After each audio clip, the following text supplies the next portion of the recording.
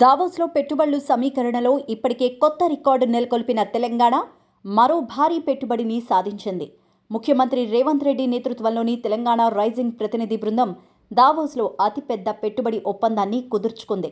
హైదరాబాద్లో 60,000 కోట్ల పెట్టుబడి పెట్టేందుకు అమెజాన్ కంపెనీ అంగీకారం తెలిపింది.